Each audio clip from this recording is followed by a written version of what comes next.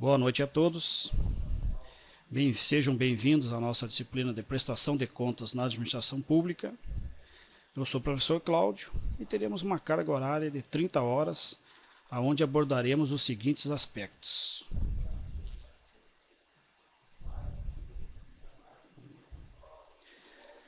Boa noite a todos. Sejam bem-vindos à disciplina prestação de contas na administração pública. Eu sou o professor Cláudio e teremos uma carga horária de 30 horas, onde abordaremos os seguintes aspectos. Noções gerais, o Tribunal de Contas, contas públicas, improbidade administrativa e a lei de responsabilidade fiscal e a tomada de contas especial e recursos. A unidade 1, noções gerais. O dever de prestar contas. O dinheiro público pertence ao povo e o poder público, por meio de seus agentes políticos e servidores, devem zelar pela correta aplicação dos recursos, que devem atender aos interesses da população, ao bem comum e à coletividade. Então, uma frase muito bonita, né?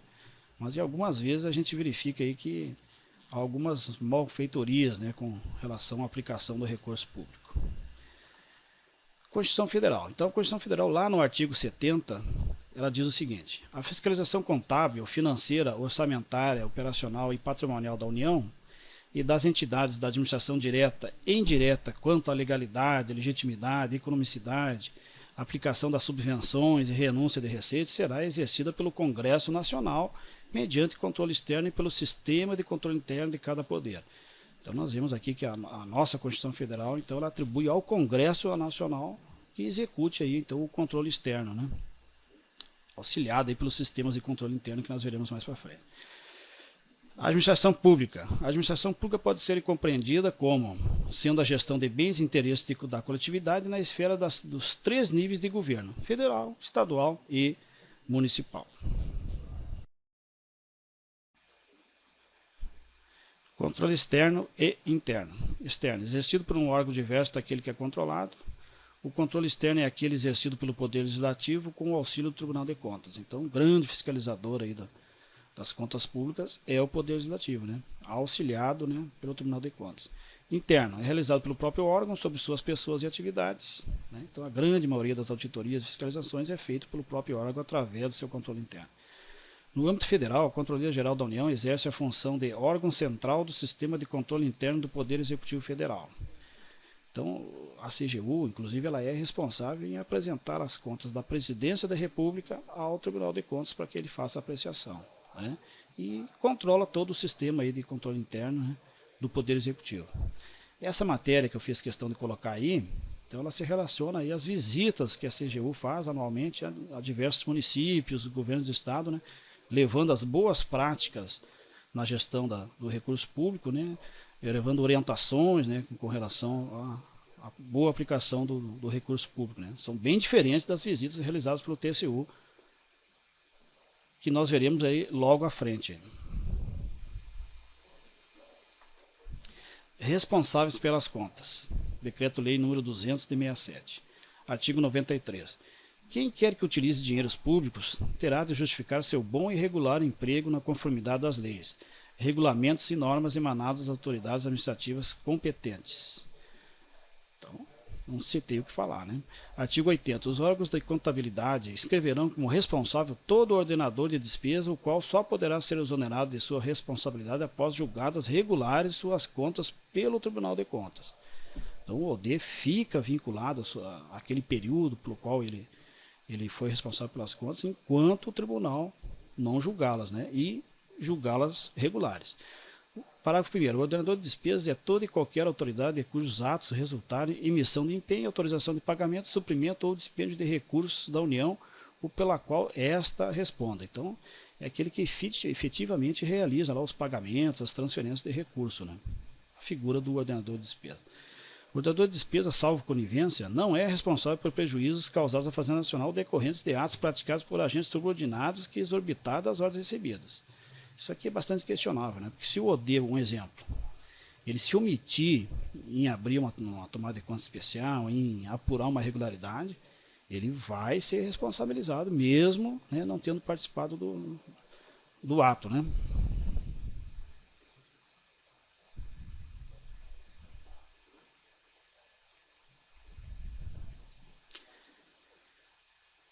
Instrução normativa do TCU número 63, de 1º de setembro de 2010. Artigo 4º.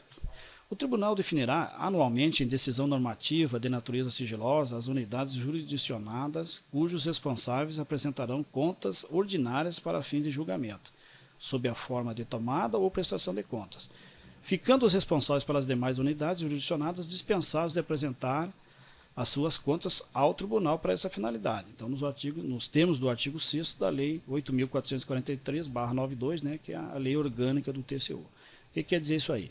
Então, o Tribunal de Contas ele não faz auditagem de todas as contas públicas do país, né, que envolvam ali recurso público. Ele seleciona aquelas que ele vai, aqueles órgãos, né, que vão receber a sua fiscalização. Normalmente já baseado em alguma irregularidade verificada ou alguma denúncia recebida. Os demais ficam liberados, né, e prestam contas ao controle interno, e esse sim informa a regularidade ou não ao TCU. Né? Artigo 10. Serão considerados responsáveis pela gestão os titulares e seus substitutos que desempenharem durante o período de que tratam os relatórios de gestão e os processos de contas ordinárias as seguintes naturezas de responsabilidade, se houver: dirigente máximo da unidade jurisdicionada que apresente as contas ao tribunal, membro da editoria, né, que faça a gestão do recurso, membro de órgão colegiado que, por definição legal, regimental ou estatutária, seja responsável por atos de gestão. Parágrafo único. O tribunal poderá definir outras naturezas de responsabilidade na decisão normativa que trata o artigo 4º. Então, essa decisão normativa ela é anual, todo ano ela sai, né? E existe lá um cronograma dessas visitas aí, né, que causam um certo desconforto aí, né, nos órgãos que recebem a visita. Né? Unidade 2. Tribunal de Contas. Então, a Constituição Federal conferiu ao Tribunal de Contas da União o papel de auxiliar o Congresso Nacional no exercício do controle externo. As competências constitucionais privativas do Tribunal constam dos artigos 71 a 74 e 161 da Lei Máxima. Né? Além das atribuições previstas na Constituição, várias outras têm sido conferidas ao Tribunal por meio de leis específicas. Destacam-se entre elas as atribuições conferidas ao Tribunal pela Lei de Responsabilidade Fiscal, a Lei de Licitações e Contratos e, anualmente, pela Lei de Diretrizes Orçamentárias. Então, o TCU, os Tribunais de Contas, eles crescem de importância, aí, né? Vêm crescendo de importância nos últimos anos, né? Tendo em vista essa série de atribuições que têm recebido. Né? Atribuições. Então, as funções básicas do Tribunal de Contas da União podem ser agrupadas da seguinte forma. Então, fiscalizadora, o próprio nome já diz, né, que é fiscalizar, auditar as contas públicas. Judicante, que é o poder que o tribunal tem de julgar, né, de emitir parecer definitivo, né, sobre a regularidade da conta, ou não. Normativa, que é baixar normas, procedimentos, né, relativos à sua área de atuação. Informativa. Então, informativa é quando o tribunal ele é provocado e ele tem que prestar informação de uma determinada conta, de um determinado órgão, né, com relação à gestão do recurso público. Consultiva também, semelhante à informativa. Então, o Congresso Nacional muitas vezes consulta, né, o Tribunal de Contas para que esse emita parecer, né, sobre determinada conta ou sobre determinada auditagem que está sendo realizada. Né. Sancionadora, que é aplicar as sanções, né, previstas em lei, né, multa, suspensão dele de participar em processos licitatórios, de recolher valores, né, relativos a dano erário. Ouvidoria, onde o tribunal então recebe uma série de denúncias, né, onde o tribunal também recebe algumas críticas com relação à sua atuação, até onde ele abre aí as suas portas ao público em geral, né, para que esse faça as suas observações. E corretiva, quando o tribunal verifica que há irregularidade, ou então há um indício de irregularidade, ou então de uma infração de alguma norma legal, então ele manda lá que seja feita a correção, né? E o órgão tem que executar a correção, porque se ele não executar a correção, ele vai cair lá no dano erário, ou numa infração grave da legislação, né? E vai ser aberto ali uma tomada de contas especial.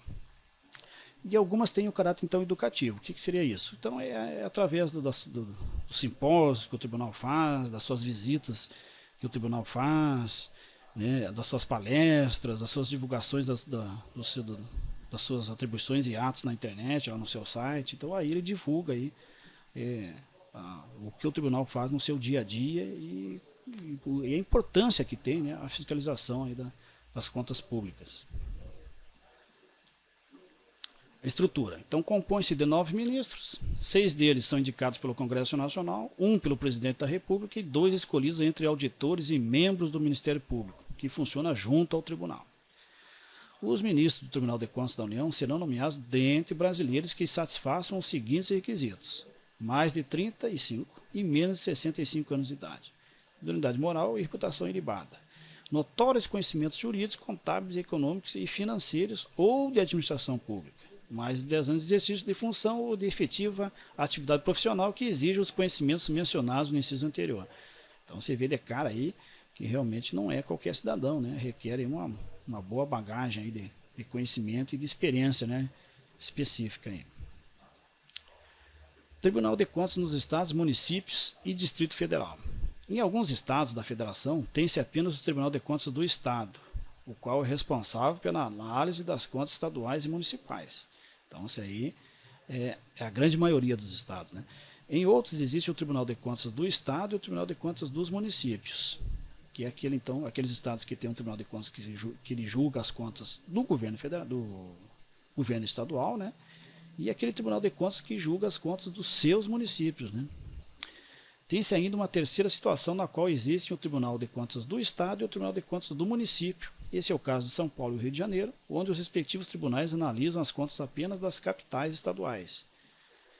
Então, o que ocorre aí? Então, a Constituição Federal de 88, ela proibiu a criação de novos tribunais municipais, mas, porém, não extinguiu aqueles que já existiam, né? Que é o caso de São Paulo e Rio de Janeiro. Então, esses tribunais aí das capitais permaneceram, né? E fazem a fiscalização, então, do município de São Paulo e do município do Rio de Janeiro, né? O Distrito Federal possui um tribunal que atende à sua especificidade, que, embora similar aos tribunais de contas dos estados, não tem municípios sob sua jurisdição. Unidade 3. Contas públicas. Análise das contas. Então, a análise das contas por parte do Tribunal de Contas pode resultar na regularidade com ressalvas ou na irregularidade das contas apresentadas, conforme disposições contidas na Lei Orgânica do Tribunal de Contas da União. Então, aqui que está o calcanhar de Aquiles, né?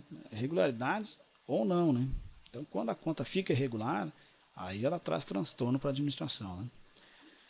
Quando as contas forem consideradas irregulares, se houver débito, dano ou erário, o tribunal condenará o responsável ao pagamento da dívida atualizada monetariamente com acréscimo de juros de demora devidos. Então, vai ter que ressarcir o erário aí, né? O responsável pela conta, né? Entenda-se aí, normalmente, aí, o ordenador de despesa, né? Os gráficos a seguir apresentam o resultado do julgamento das contas dos responsáveis no ano de 2011, bem como os motivos que ensejaram o julgamento pela irregularidade das contas. Então vamos verificar. Então nós verificamos ali que 62% das contas foram consideradas regulares, né? Verificamos ali então que 18% foram irregular e verificamos que 20% estão irregular com ressalva. Então é uma porcentagem alta, 18% de contas irregulares, né? É bem considerável, né? Motivo do julgamento pela irregularidade nas contas. Então, omissão no dever de prestar contas, 11%. Então, o responsável ele sabe que tem obrigação de prestar contas, mas porém não faz, né? A prática de ato de gestão ilegal, ilegítimo ou antieconômico. Então, nós verificamos aí que 35% incidem aí, né? Aí, um exemplo seria os processos licitatórios, né? Que alguma infração de alguma norma legal, ou até mesmo antieconômico, né, que é alguma coisa que prejudique ali o processo licitatório, né. Dano erário, então houve o dano erário, ou seja, a administração ela contratou, adquiriu um material, né, por um preço que, digamos assim, não é o melhor, né, não seria o melhor preço. Um exemplo, então, no processo licitatório, então no edital, colocar lá cláusulas exorbitantes, né, aquelas cláusulas que acabam afastando possíveis participantes, né, aonde a administração poderia ter contratado ou comprado por um menor valor, né? Isso aí se caracteriza dano ao erário. Desfalque ou desvio de dinheiros, bens ou valores públicos. Então, recebeu o recurso, né? Esse recurso não foi comprovado aonde foi utilizado. Então, é um desvio direto e sumiu, né? O dinheiro simplesmente sumiu. Não houve a comprovação dessa aplicação, né? Convênios. São aqueles que não se referem às transferências legais, como na prestação de contas anual, mas às transferências voluntárias, que são repasses decorrentes de ato de vontade entre as pessoas jurídicas envolvidas, que são apresentadas por meio de convênio, ajustes ou outros instrumentos congêneres. Cabe aqui ressaltar que os convênios são também fiscalizados pelos tribunais de contas. Então, o convênio ele está à parte por quê? Porque ele não é aquele repasse normal dos governos, né? E aqueles repasses que existe um acordo de vontades, ou então em situações extraordinárias, então é esse repasse de dinheiro aí. Mas eles também são fiscalizados pelos tribunais de contas. Por quê? Porque é nos convênios, né, que costuma acontecer aí diversas irregularidades. Então o Tribunal de Contas ele fiscaliza normalmente de forma rigorosa, né, a aplicação do recurso quando se refere a convênios. Unidade 4. Improbidade administrativa e a lei de responsabilidade fiscal. Então, a Lei 8.429 de 92, a famosa Lei de Improbidade Administrativa, ela foi um avanço para a administração pública. Por quê? Toda ação ou omissão que infringe os deveres de honestidade, imparcialidade, legalidade, lealdade às instituições e quanto à responsabilização fiscal, levando à prática de ato proibido em lei ou regulamento e impeça a publicidade dos atos oficiais são considerados atos de improbidade administrativa, que ferem os princípios da administração pública. Os atos de improbidade praticados por qualquer agente público, servidor ou não, contra a administração direta, indireta ou fundacional de qualquer dos poderes da União, dos Estados, do Distrito Federal, dos municípios, de território de empresa incorporada ao patrimônio público ou de entidade para cuja criação ou custeio o erário haja concorrido ou concorra com mais de 50% do patrimônio ou da receita anual, serão punidos na forma desta lei. Então, essa lei aqui é aquela lei que enquadra aquele servidor público, né, que se utiliza de má fé. Né? Então, ele se utilizou de má fé, ele acaba sendo alcançado, então, pela lei da improbidade administrativa. Os atos de improbidade administrativa que causem prejuízo ao erário, o responsável está sujeito às seguintes penalidades. Então, perda dos bens ou valores acrescidos ilicitamente ao patrimônio, ressarcimento integral do dano, quando houver, perda da função pública, suspensão dos direitos políticos de 8 a 10 anos, importante isso aqui, né? Então, até o próprio político, né, que for enquadrado na lei de improbidade administrativa, ele fica aí suspenso, né, de se reeleger por esse período aí, e participar, né, de eleições por esse período aí. Pagamento de multa civil de até 3 vezes o valor do acréscimo patrimonial e a proibição de contratar com o poder público ou receber benefícios ou incentivos fiscais ou creditícios, direto ou indiretamente, ainda que por intermédio de pessoa jurídica da qual seja sócio majoritário pelo prazo de 10 anos.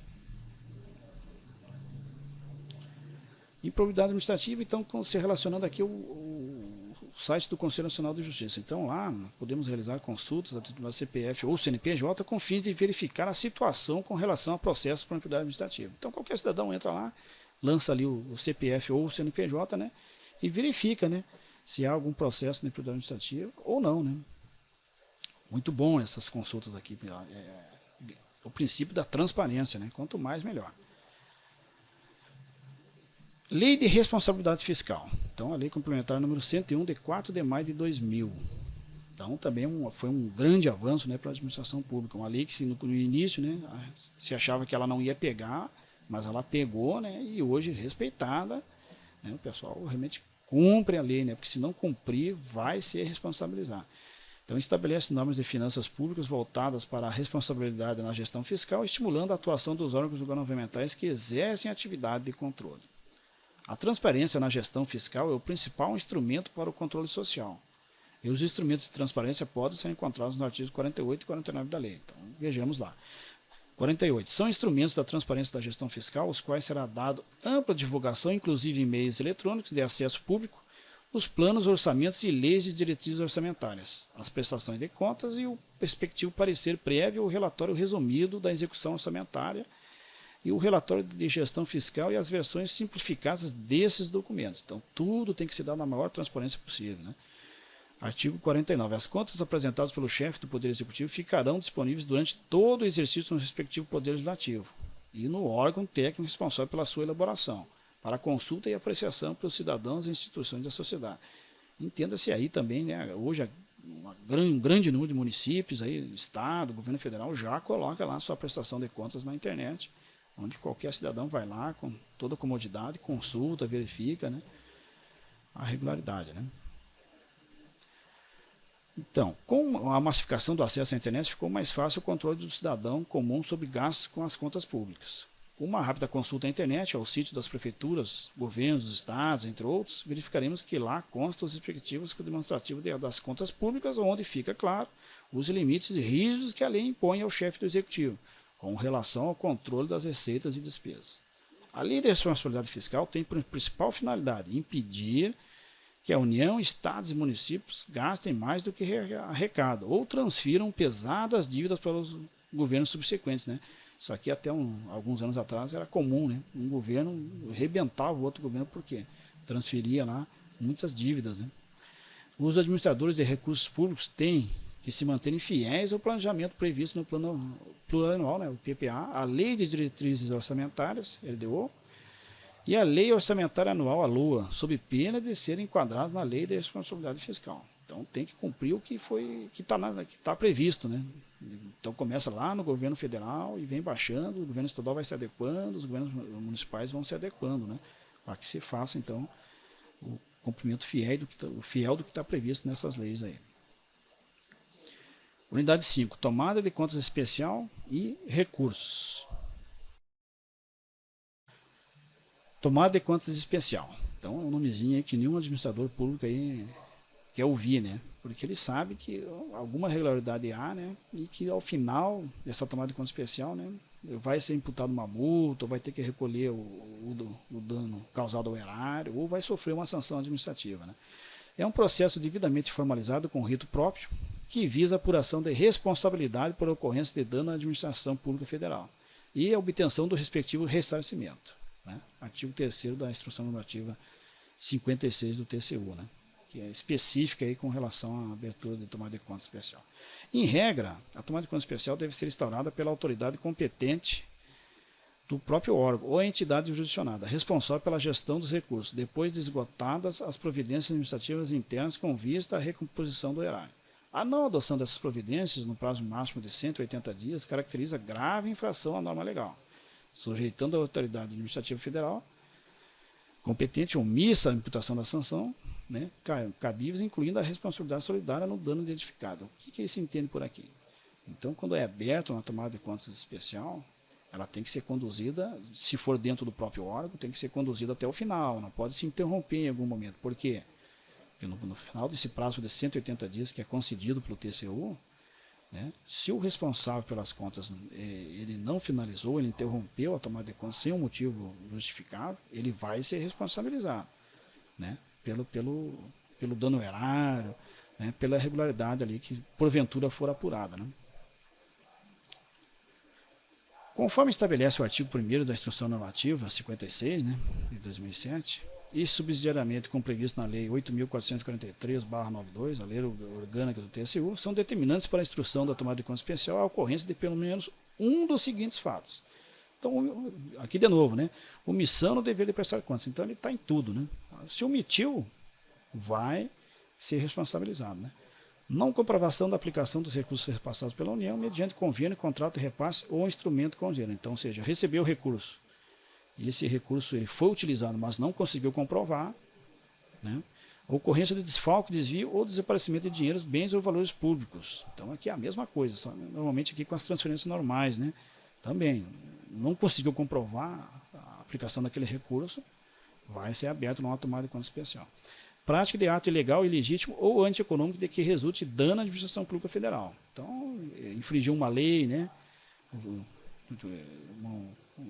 Um ato que é considerado ilegal ou até mesmo antieconômico, também vai responder aí uma tomada de contas especial, né? Aberta normalmente aí pelo próprio órgão, mas às vezes por determinação, né, se for denúncia ao TCU, ao Tribunal de Contas, por determinação do próprio tribunal.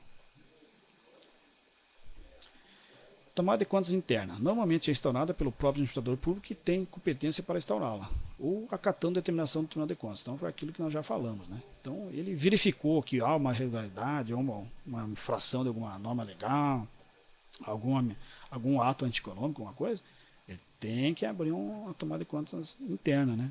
Para se eximir da responsabilidade, senão ele acaba sendo responsabilizado também. Tomada de contas externa. Então, nesse caso, a tomada de contas especial, ela se desenvolve no âmbito do Tribunal de Contas. Então, isso aqui já tem uma natureza bem mais grave, né?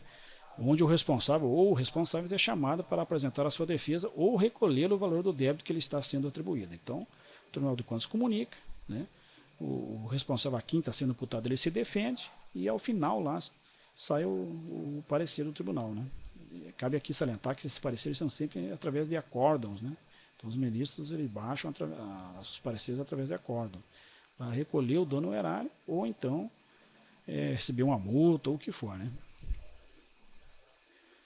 Recursos. Então, no artigo 31 da Lei 8.443/92, né, a Lei Orgânica do TCU, traz o seguinte: em todas as etapas do processo de julgamento de contas será assegurado ao responsável ou interessado ampla defesa. Então, o Tribunal de Contas ele não sai aí condenando aí o responsável pela conta a esmo, né? Então, ele concede lá a ampla defesa, né?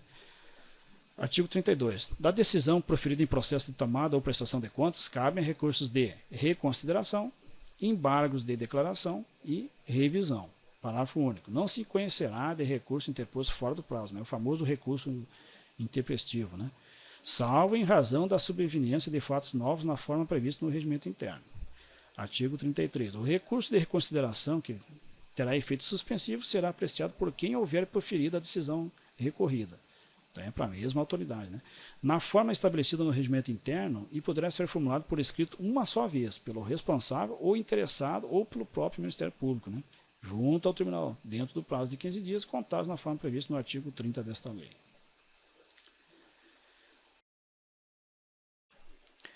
Artigo 34. Então, cabe embargos de declaração para corrigir obscuridade, omissão ou contradição da decisão recorrida. Então, lá nos autos processos, se tiverem lá declarações lá que causem dúvida à interpretação ou não tragam fatos que sejam esclarecedores ou não sejam verdadeiros, então você entra aí com os embargos de declaração. Parágrafo 1º. Os embargos de declaração podem ser opostos por escrito pelo responsável ou interessado ou pelo Ministério Público junto ao tribunal dentro do prazo de 10 dias, contados na forma prevista no artigo 30 desta lei. Parágrafo 2º. Os embargos de declaração suspendem os prazos para cumprimento da decisão. Então o processo para, né? Embargado e para a interposição dos recursos previstos no inciso 1 e 3 do artigo 32. Então, o processo para até que haja o mérito aí, né, desses embargos aí. De decisão definitiva, caberá recurso de revisão ao plenário, sem efeito suspensivo. Então, continua a eficácia da decisão, né? Interposto por escrito uma só vez pelo responsável, seus sucessores ou pelo Ministério Público junto ao tribunal dentro do prazo de 5 anos, contados na forma prevista no inciso 3 do artigo 30 desta lei e fundar-se-á em erro de cálculo nas contas, em falsidade ou insuficiência de documentos em que se tenha fundamento a decisão recorrida, na superveniência de documentos novos com eficácia sobre a prova produzida. Parágrafo único. A decisão que der provimento a recurso de revisão exigiria a correção de todo e qualquer erro ou engano apurado. Então, se verifica aí que no prazo de 5 anos, né, você poderá recorrer, né, e o camarada será ressarcido aí, se por acaso houver algum grave erro aí, né, na decisão. Difícil acontecer isso aqui, né? Eu ainda não vi, né? Recursos. O artigo 277. Recursos. O artigo 277 do Regimento Interno do Tribunal de Contas da União, resolução número 155/2002, né, que é o Regimento Interno do TCU. O artigo 277 do Regimento Interno do Tribunal de Contas da União, resolução número 155/2002, possibilita a interposição de mais 2 recursos no âmbito do tribunal. O pedido de reexame, que deve ser utilizado no prazo de 15 dias para as decisões do Tribunal de Contas. E o agravo, que deve ser interposto no prazo de 5 dias para reformar o despacho decisório. Cabe aqui também salientar que todos esses pedidos aí de reexame, pedido de agravo, ele tem que trazer fatos inéditos, né, sobreviventes, coisa que realmente na época da decisão não existiam, né? Porque senão o cidadão aqui vai estar só postergando aí aquilo que já não tem mais como ser revisto, né? Porque a decisão geralmente ela é mantida, né? O pedido é negado e a decisão é mantida. Então aqui as nossas referências, né? Eu desejo a todos aí felicidades aí no curso, né? E façam um estudo detalhado da apostila, né? E até a próxima disciplina. Boa noite.